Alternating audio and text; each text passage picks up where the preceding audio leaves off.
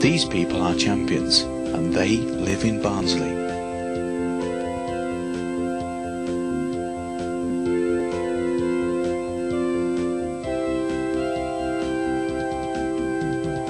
Their success is recognised and cheered only by the few who know them.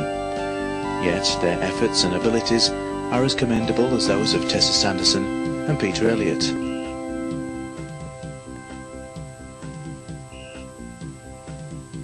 The Barnsley and District Sports Association for the Disabled was established in 1974. Its aims were to enable the disabled to develop their skills and stamina, allowing them to enjoy sport, much the same as the able-bodied. The BDSAD has become very successful in recent years, with a large number of very active members enjoying the facilities every Saturday night up at Highland Sports Centre. How has this success been achieved? By a lot of hard work from the committee and myself. 4 years ago we only had 14 members, and we've gradually built up to approximately 150 members, the oldest being 82-year-old, the youngest 7-year-old. A lot of these disabled members, their only time out is on a Saturday night when they come to us. Apart from that, they're completely housebound.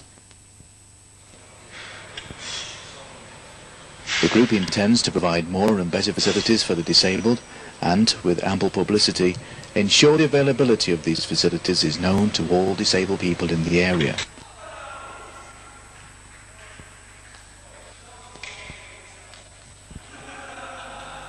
Does the Barnsley Club have any contact with other disabled sports associations?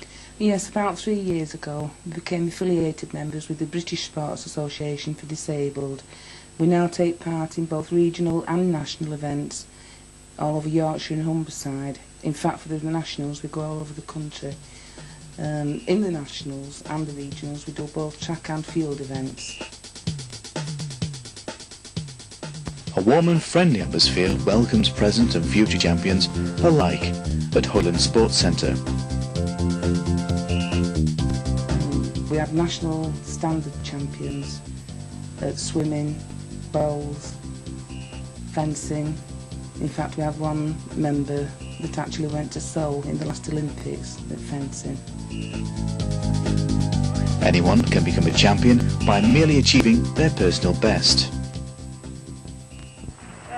On 21st of January, these three competitors, Mr. Harper Network, Jim Fudge and Jackie Lindley, all went to an archery air weapons competition. Mr. Fudge and Mr. Network both received gold medals at this competition. Miss Jackie Lindley did not, but I am very proud to say that she did win one. They got it wrong. Congratulations, Jackie.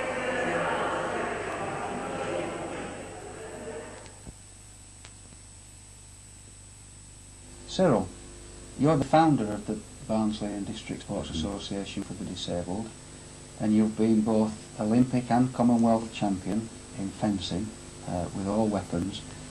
Can you explain some of the difficulties for disabled fencers? Yeah, well, the main difficulty for a start is that you both have to sit in wheelchairs to compete. As you can see from this film, the fences are set at a required distance away. Normally we would use a frame for this, but as this was just a bit of a practice session, we didn't bother getting the old frame out. But The idea of fencing is to try and hit your opponent before he hits you. Fencing is the only combatant sport that you can do in a wheelchair. And the idea of, as I say, of the fencing is to hit the particular target, which in sabre is anything from the waist up. So you can hit your opponent on the arms, head, anything from the waist up, as I said. The weapon is a point. You can hit with a point, or you can use it as a cutting weapon. You can cut downwards or cut upwards with the blade. And at all times you must be on your guard, because it is a very fast sport. One of the advantages of having frame is that you're both fastened in, and obviously when you make a lunge at your opponent, you don't fall out of the chair like I did previously.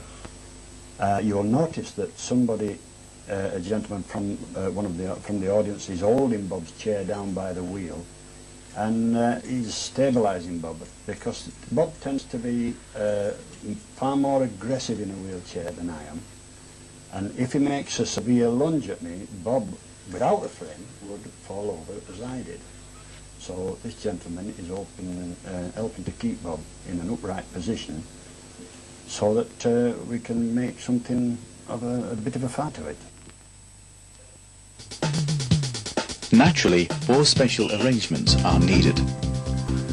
For example, changing rooms allowing more space and privacy than normal.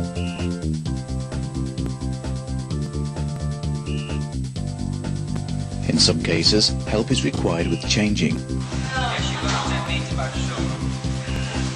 For this, people with expertise, patience and understanding are available.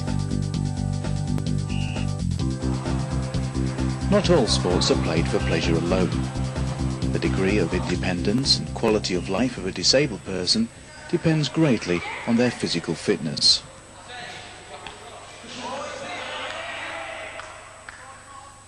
The energy required to walk with crutches is up to 4 times greater than that of an able-bodied person walking at the same speed. Weight training provides an excellent method of keeping fit.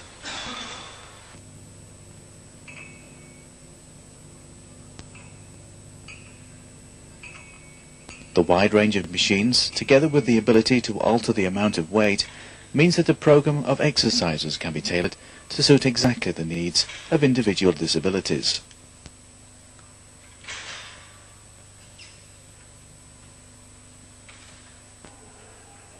Another sport of great therapeutic value is swimming.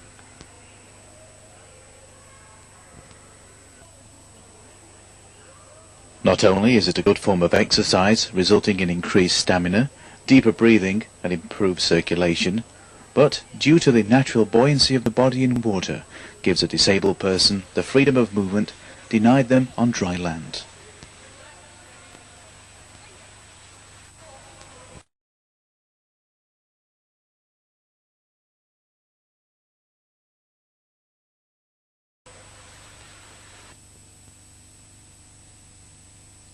The BDSAD has come a long way since those early days of 1974. Yet, like all ambitious organisations, still has plans to move forward.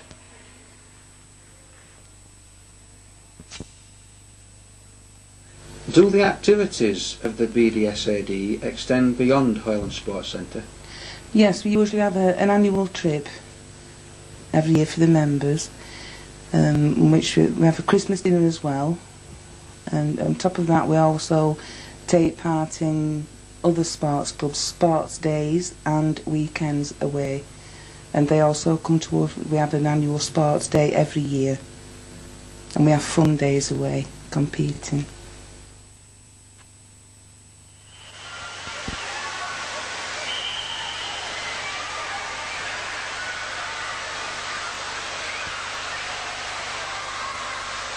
More time together, better facilities, perhaps even a small amount of time could be allocated at the prestigious Metrodome here in town.